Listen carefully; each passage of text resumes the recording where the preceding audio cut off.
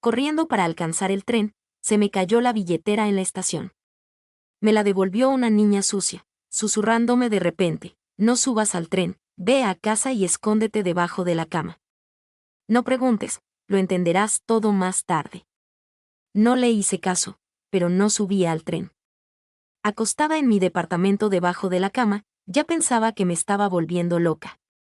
Y en ese momento escuché: hola, estás viendo el canal Vida en la Historia. Antes de empezar, por favor escribe desde donde nos estás viendo.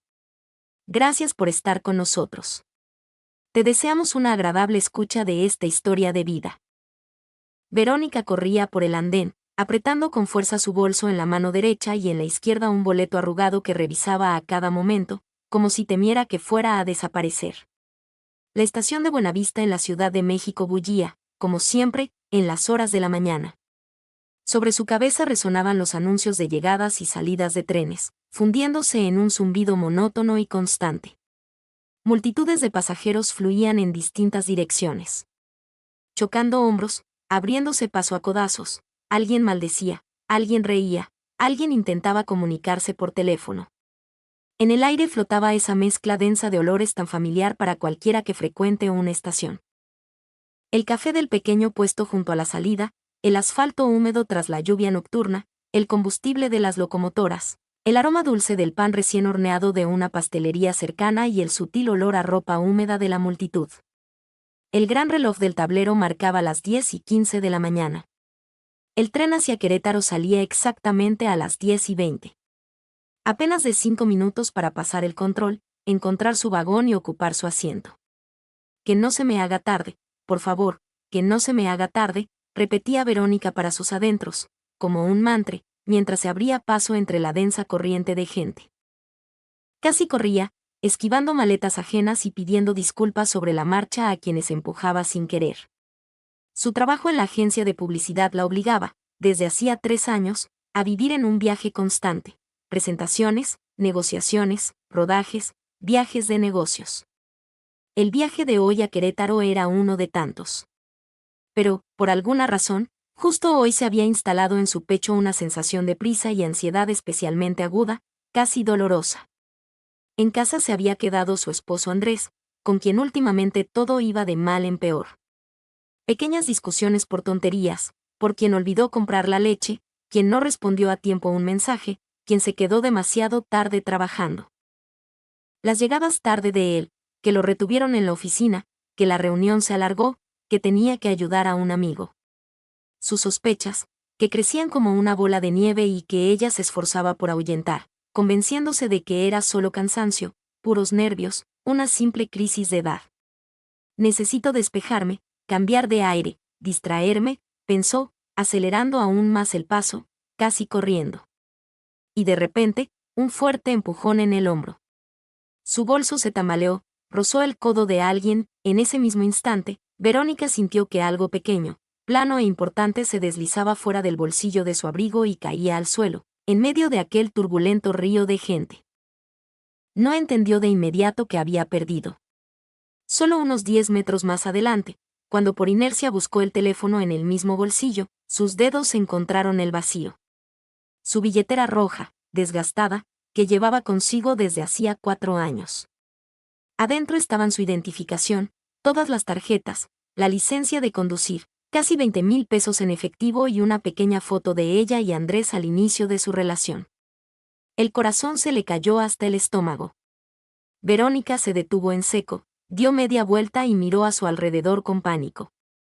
El andén parecía infinito, una interminable cinta gris por la que transitaban cientos de personas. Todos moviéndose, todos con prisa, y nadie miraba al suelo. ¿Dónde está?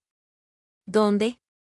Mierda, mierda, mierda, gritó en su mente, sintiendo como las palmas de sus manos se empapaban de sudor al instante.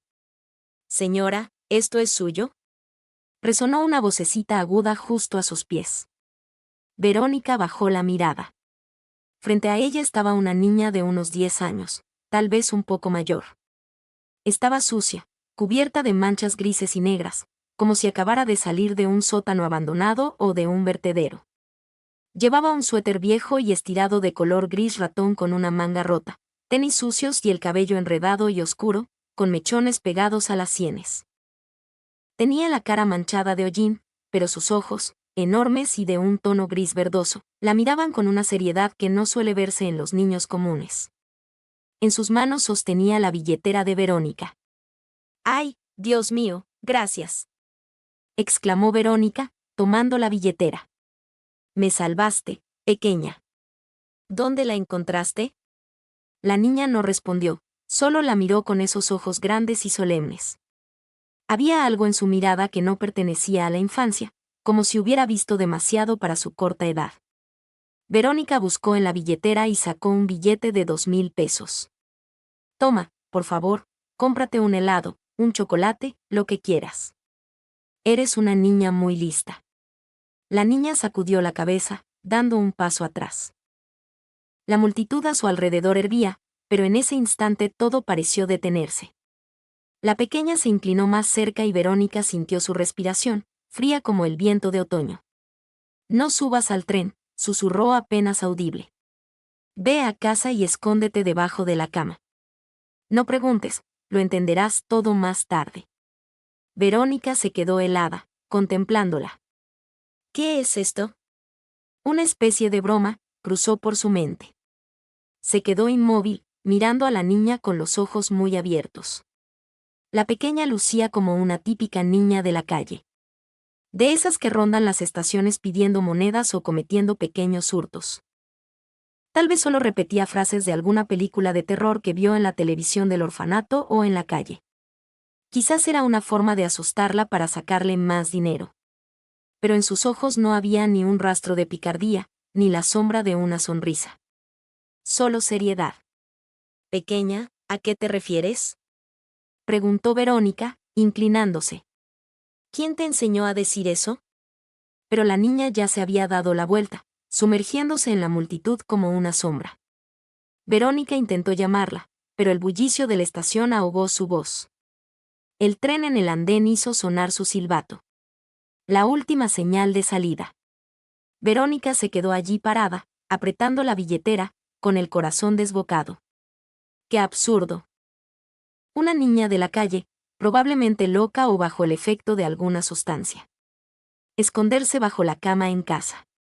Sí, claro, como en una pesadilla infantil. Sacudió la cabeza, intentando ahuyentar las palabras. No había tiempo para tonterías. El trabajo la esperaba. La presentación en Querétaro era mañana por la mañana. Verónica dio un paso hacia el vagón, pero sus piernas parecieron clavarse al suelo.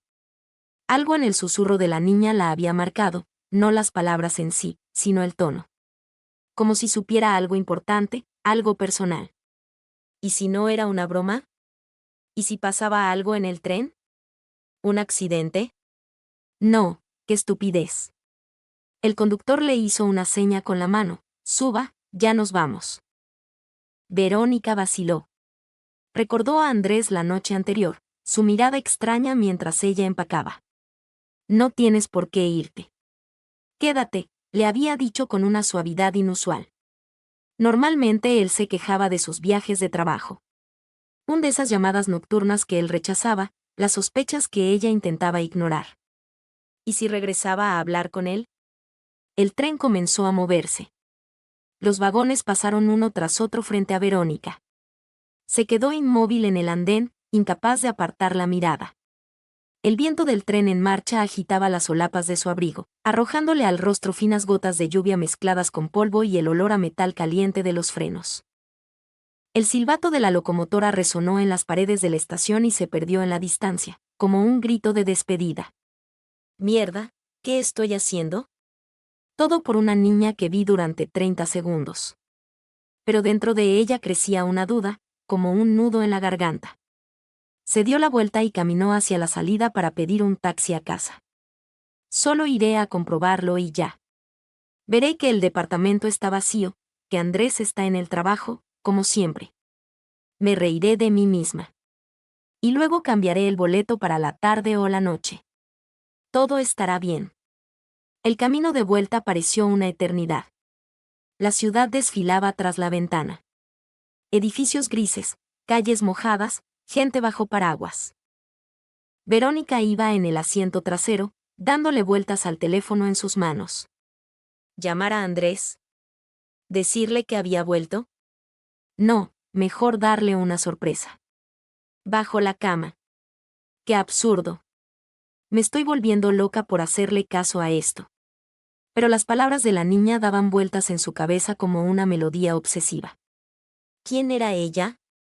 ¿Cómo sabía de ella? ¿Acaso la vio tirar la billetera y decidió jugarle una broma? No, mejor no pensar en eso. El taxi se detuvo frente a su edificio, un bloque de departamentos de 5 pisos en la periferia, con la pintura amarilla descascarada en las paredes y focos rotos en la entrada. Verónica pagó con tarjeta y bajó bajo la llovizna. El portal la recibió con el olor familiar a humedad y a comida recalentada de los vecinos del primer piso. Subió al tercer piso, intentando pisar con cuidado, casi de puntillas. La llave giró en la cerradura con un clic suave, apenas perceptible. La puerta se abrió sin hacer ruido. Adentro todo estaba en silencio. Andrés estaba en el trabajo, como siempre. Verónica dejó su bolso en el pasillo y entró al dormitorio. La cama era grande, de madera. Debajo había polvo y algunas cajas viejas. Esconderme bajo la cama. Soy una mujer adulta, gerente de ventas, y me voy a esconder como una niña. Es ridículo. Pero la duda no se iba. Se arrodilló y miró debajo. Había polvo y poco espacio, pero el suficiente. Está bien, me quedaré aquí 5 minutos, me aseguraré de que no pasa nada y me reiré de mí misma. Verónica suspiró, se quitó el abrigo y se metió debajo de la cama, sintiéndose una completa idiota. El corazón le latía con fuerza y el polvo le hacía cosquillas en la nariz. ¿Qué estoy haciendo? Me estoy volviendo loca. Si Andrés vuelve y me ve, pensará que he perdido el juicio. Oh, ¿y si la niña tiene razón? ¿Y si hay algo mal en casa? El tiempo bajo la cama se dilataba. Los minutos parecían horas. Verónica yacía allí, con la mirada fija en los resortes del colchón. Sus pensamientos eran un torbellino, la estación, la niña, Andrés. Recordaba pequeños detalles, los mensajes ocultos de él, el dinero que había desaparecido de su billetera la semana anterior. Paranoia. Todo era paranoia. Pero de repente, en el pasillo se escuchó un clic suave pero claro. La llave giró en la cerradura. La puerta se abrió. No era un solo par de pasos. Eran 2. Unos pesados y seguros, los de Andrés, y otros ligeros, casi danzantes, de mujer. La voz de Andrés resonó: «Pasa, mi amor». Ella se fue para todo el día. Verónica se quedó de piedra, se le cortó la respiración. Una risa femenina. ¿Le resultaba familiar? No, era extraña. Al fin solos, susurró la mujer. Los pasos se acercaron al dormitorio. Verónica cerró los ojos con tanta fuerza que vio círculos rojos bailar ante su vista. Intentaba respirar sin hacer el menor ruido, aunque sentía que los pulmones le ardían. Los pasos en el pasillo, los pesados y seguros de Andrés, y los ligeros, casi flotantes, de la otra. Los tacones de la mujer repicaban sobre el suelo de madera como un metrónomo. «Aquí es tan acogedor», comentó la mujer con una voz baja y ligeramente ronca. «Así que tu esposa estará en Querétaro hasta la noche». «Hasta mañana», respondió Andrés con calma, como si hablara del clima. «Tiene una reunión importante con un cliente allá. No volverá antes». Yo mismo revisé su boleto y el horario. Verónica sintió como se le congelaba la sangre. Él lo decía con tanta naturalidad, como si la traición fuera simplemente un renglón más en su agenda. Escuchó cómo entraban al dormitorio. El colchón sobre ella rechinó. Alguien se sentó en el borde de la cama. ¿Y está seguro de que no sospecha nada?, preguntó la mujer. Había un tono burlón en su voz, casi de desprecio, como si la sola idea de que Verónica pudiera darse cuenta de algo le resultara divertida. Andrés soltó una risita. Está demasiado ocupada con su carrera como para notar esos detalles. Ya te lo dije. Ni siquiera me pregunta dónde paso las noches. Piensa que me quedo tarde en la oficina cerrando proyectos. Se cree todo lo que le digo. Es demasiado ingenua, demasiado orgullosa para andar husmeando en mi vida. Verónica se mordió el labio hasta hacerse daño. Los recuerdos la invadieron de golpe. Sus supuestas juntas hasta la medianoche, el olor a perfume ajeno en sus camisas que ella justificaba pensando en sus compañeras de trabajo, su repentina ternura de la semana pasada. Hay que irnos de viaje los dos solos, mi amor. Todo había sido una máscara. Ella le había creído simplemente porque quería creerle. ¿Y ahora qué?, preguntó la mujer. ¿Esperaremos a que renuncie? ¿O qué? O nada, la interrumpió Andrés. Todo va según lo planeado. En un mes ella firmará el contrato del crédito para comprar el departamento. Es una suma considerable, y lo hará de buena gana porque cree que es una inversión para nuestro futuro. Después, el divorcio y la división de bienes. Ni siquiera va a pelear mucho, es demasiado orgullosa para rebajarse en un tribunal. No terminó de hablar. En lugar de palabras, se escuchó el sonido de un beso húmedo y prolongado. Verónica se tapó la boca con la mano para no gritar. Las lágrimas le quemaban los ojos, pero no se permitía sollozar, temerosa de que escucharan el menor ruido. El colchón volvió a crujir. Se acostaron. Verónica solo alcanzaba a ver sus pies colgando del borde de la cama, los de él con los calcetines grises que ella misma había lavado el día anterior, y los de ella con unas medias negras que tenían una pequeña rasgadura. ¿Sabes?, susurró la mujer, a veces pienso, ¿y si de pronto regresa antes? No va a regresar, sentenció Andrés con total seguridad, casi molesto. El tren acaba de salir. Yo mismo revisé los horarios en internet. Ella no es de las que cambian de planes a mitad del camino. Es demasiado estructurada. Verónica se encogió sobre sí misma. Ahí estaba. La niña de la estación lo sabía. Sabía que el tren era una trampa.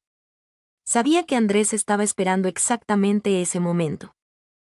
¿Pero cómo? ¿Quién era esa niña?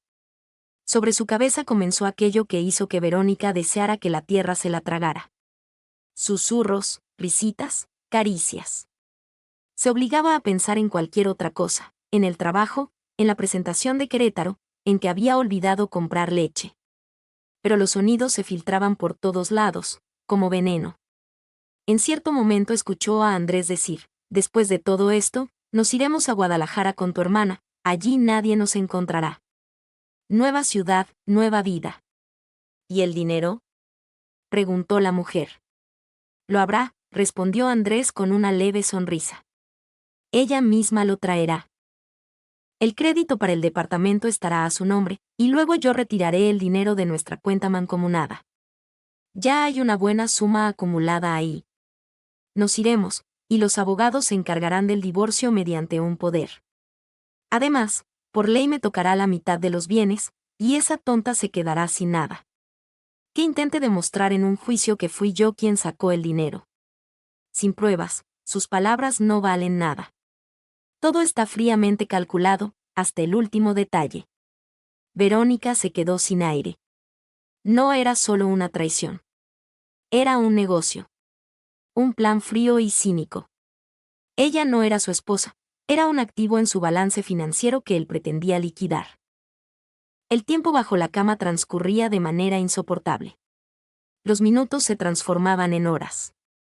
Verónica ya no sentía las piernas, se le habían entumecido, pero temía hacer el menor movimiento. Finalmente, arriba todo quedó en silencio. Se escuchó una respiración pesada. Se habían dormido. Verónica esperó un largo rato más, hasta asegurarse de que la respiración de ambos fuera constante y profunda. Entonces, lentamente, milímetro a milímetro, se arrastró hacia el borde de la cama y asomó la cabeza. Andrés yacía de espaldas, la mujer dormía apoyada en su hombro, de cara a la pared. Ambos descansaban profundamente. Verónica salió de allí. Le temblaban tanto las piernas que apenas podía sostenerse en pie. Caminó de puntillas hacia el pasillo, tomó su bolso, su teléfono, abrió la puerta principal y, silenciosa como un ratón, la cerró detrás de sí. Bajó las escaleras sin encender la luz. Solo cuando estuvo en la calle, bajo la luz de una farola, se permitió llorar, un llanto breve, lleno de rabia y completamente mudo. El teléfono vibró en su mano. Un mensaje de Andrés: ¿llegaste bien? Escríbeme cuando te instales en el hotel. Te amo. Verónica miró la pantalla y sintió como algo dentro de ella se quebraba por completo. No respondió.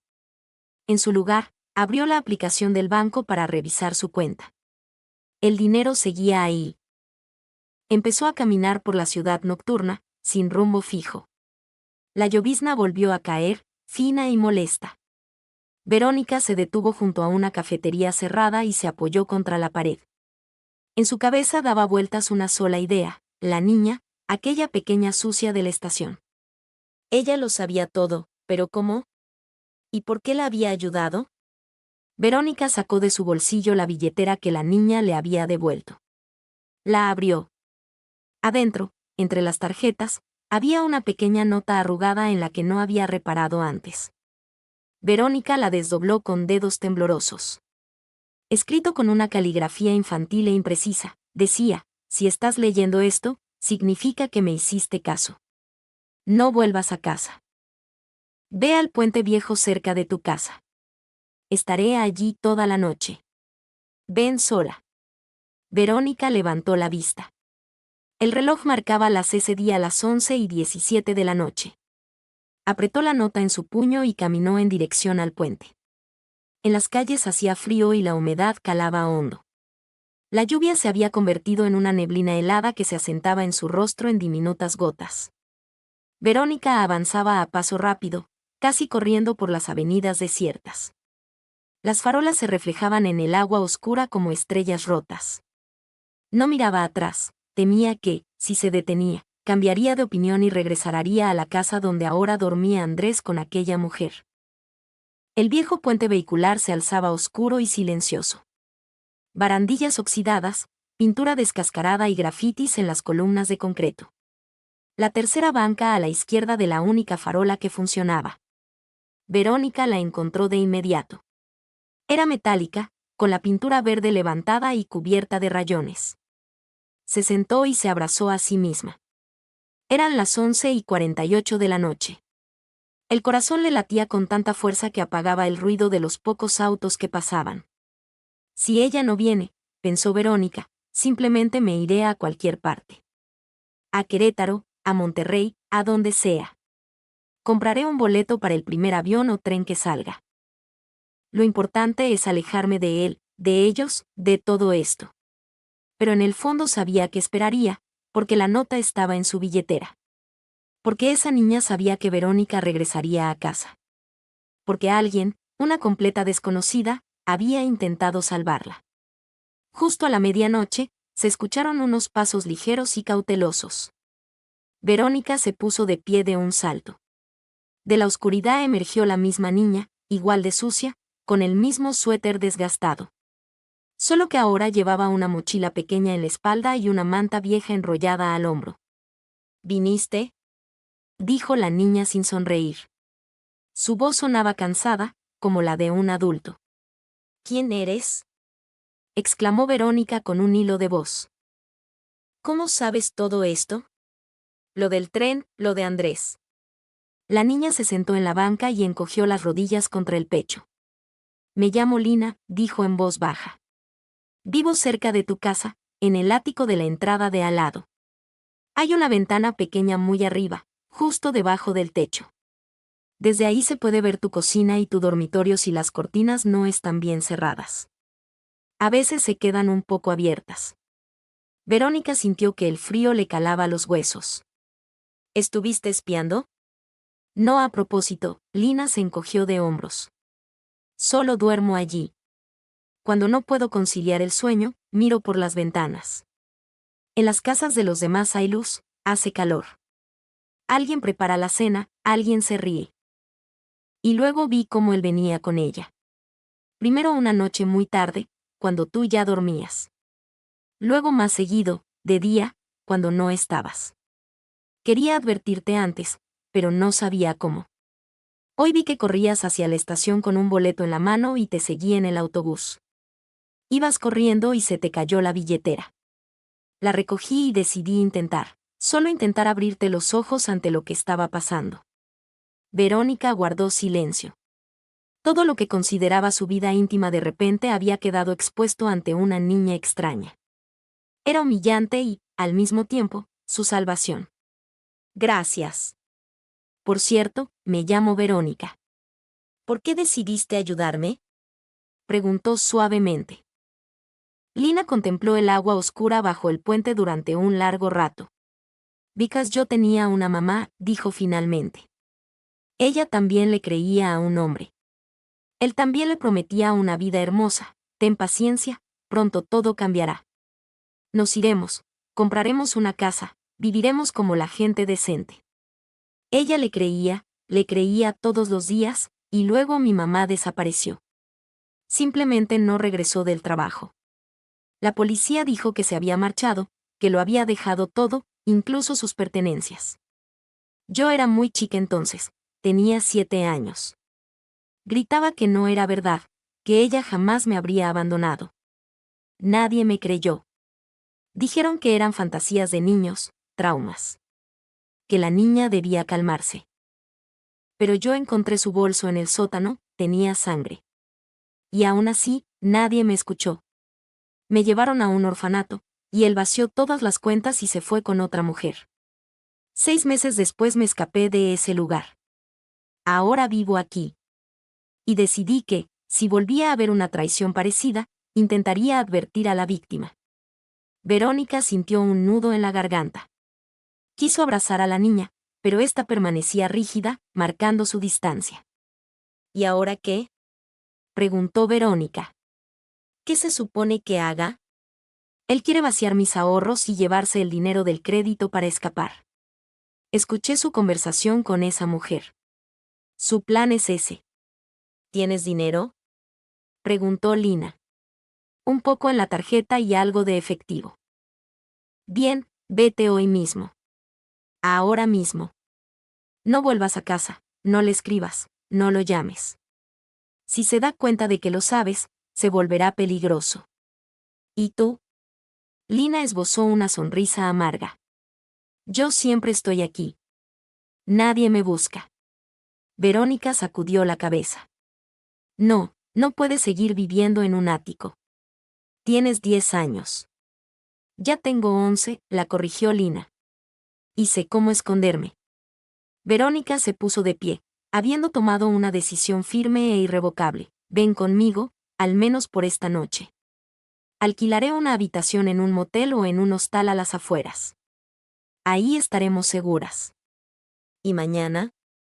Mañana lo resolveremos. Me pondré en contacto con mi abogado, iniciaré el trámite de divorcio y enviaré la solicitud por internet para no tener que volver a ver a Andrés a la cara. ¿Y mis cosas? Las recuperaremos después, con la policía si es necesario. Lina la miró con desconfianza. No me conoces. Podría ser una ladrona. O estar loca. Me salvaste la vida, dijo Verónica. Pudiste pasar de largo, pudiste no decir nada, pero te acercaste. Me devolviste la billetera. Escribiste esa nota. Eso es suficiente para que confíe en ti.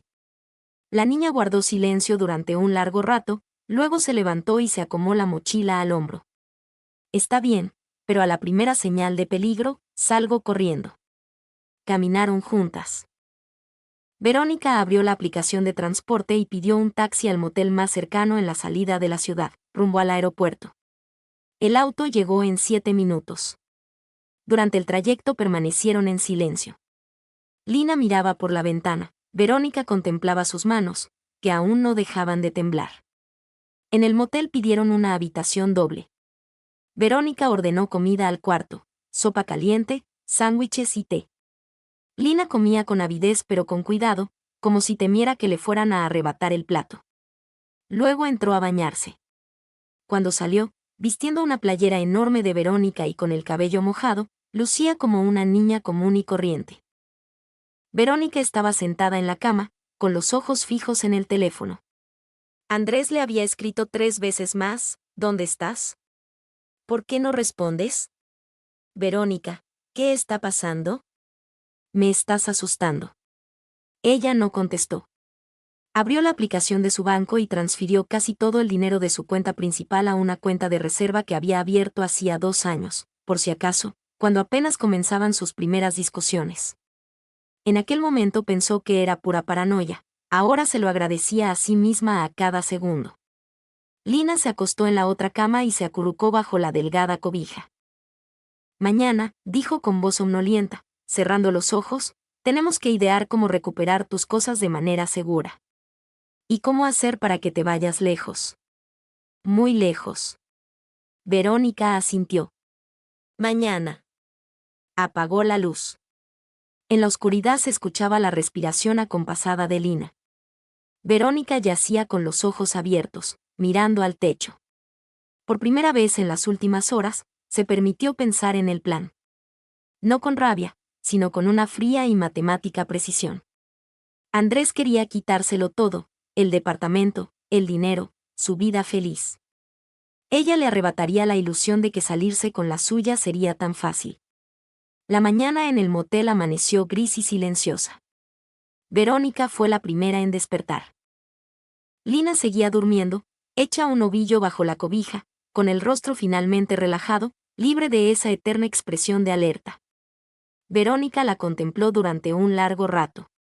Una niña que vivía en un ático, que miraba por ventanas ajenas y salvaba a mujeres desconocidas porque en su momento no había podido salvar a su propia madre. Verónica sintió como una oleada de calidez y determinación crecía en su pecho. No volvería a ser una víctima. Y Lina tampoco. Se levantó en silencio y salió al balcón de la habitación. El asfalto estaba mojado y pasaban pocos autos. En su mano, el teléfono indicaba 10 llamadas perdidas de Andrés y un mensaje de voz. Lo reprodujo al volumen más bajo posible. Verónica, esto ya no tiene gracia. ¿Dónde estás? Voy a llamar a la policía para reportar que desapareciste. Responde, por favor, dime que estás bien. Me tienes preocupado. Su voz sonaba tranquila, incluso cariñosa, profesional. Verónica esbozó una sonrisa helada. Grabó un mensaje de respuesta, corto y tajante.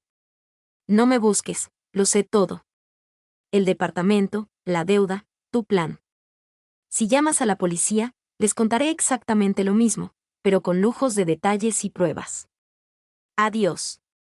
Lo envió y de inmediato borró el número de sus contactos. Luego le escribió un correo breve al abogado con el que había consultado asuntos de trabajo en el pasado y a quien conocía bien. Le pido que prepare urgentemente la demanda de divorcio y la división de bienes. Sospecho que mi esposo está cometiendo fraude. Adjunto el registro de audio.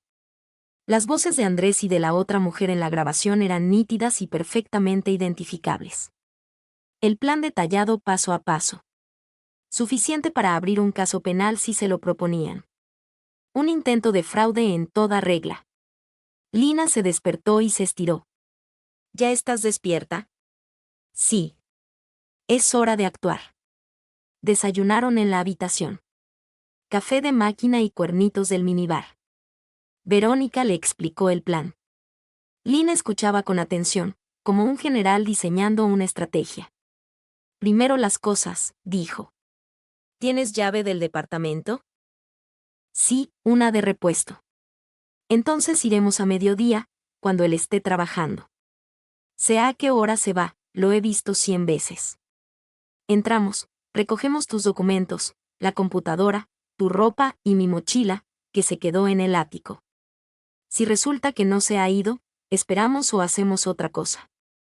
Regresaron a la ciudad en autobús. Verónica se puso lentes oscuros y una capucha. Lina, una gorra vieja que encontró en la habitación. El portal del edificio lucía igual que siempre, el olor a humedad y las carriolas de bebé junto a la entrada. Verónica abrió la puerta del departamento con su llave. Adentro todo estaba en silencio. Andrés se había ido. Su chaqueta no estaba en el perchero y en la cocina había una taza de café vacía. Trabajaron a toda prisa. Verónica juntaba documentos, memorias USB, su computadora, su abrigo favorito y su pasaporte. Lina vigilaba desde la ventana, observando la calle. Acaba de llegar un auto, dijo de pronto en voz baja. Es él. Verónica se quedó helada. El corazón le dio un vuelco. No se suponía que regresara tan temprano. Escucharon pasos en la escalera. La llave en la cerradura. Verónica tomó a Lina de la mano y la arrastró hacia el dormitorio. Se metieron debajo de la cama, la misma donde Verónica había pasado las peores horas de su vida. El polvo volvió a molestarle la nariz, pero esta vez no se sentía humillante, sino familiar. La puerta se abrió. Andrés entró. Estaba solo.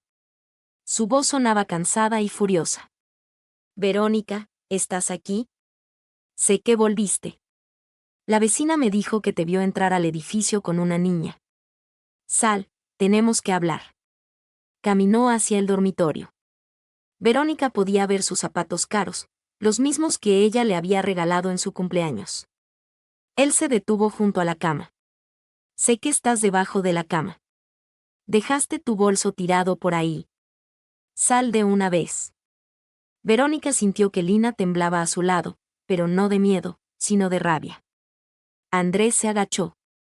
Su rostro, enrojecido y lleno de ira, apareció en el hueco. Ya basta de esconderte. Esto se terminó.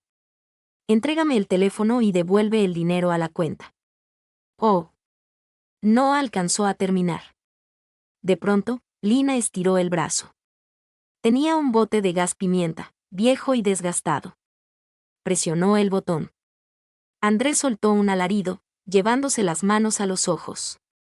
Verónica salió a toda prisa de debajo de la cama, se puso de pie de un salto, tomó a Lina de la mano y gritó, «¡Corre!». Salieron disparadas al pasillo. Andrés gritaba detrás de ellas, entre toses e insultos. La puerta se cerró de golpe. Bajaron las escaleras corriendo, sin esperar el elevador. En la calle las esperaba el taxi que Verónica había reservado con anticipación y que aguardaba a la vuelta de la esquina. Subieron de un salto. «Al aeropuerto», le dijo Verónica al conductor. «Rápido». El auto aceleró a fondo. Andrés salió corriendo del portal, pero ya era tarde. Se quedó en medio de la calle, parpadeando con los ojos enrojecidos, viendo cómo se alejaban. En el aeropuerto, Verónica compró 2 pasajes para el próximo vuelo a Querétaro.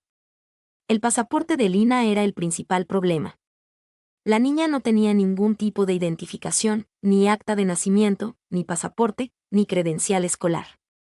Verónica se había preparado de antemano para esa conversación. Cuando llegó su turno, le sonrió a la empleada del mostrador y habló con calma pero con firmeza. «Buenas tardes.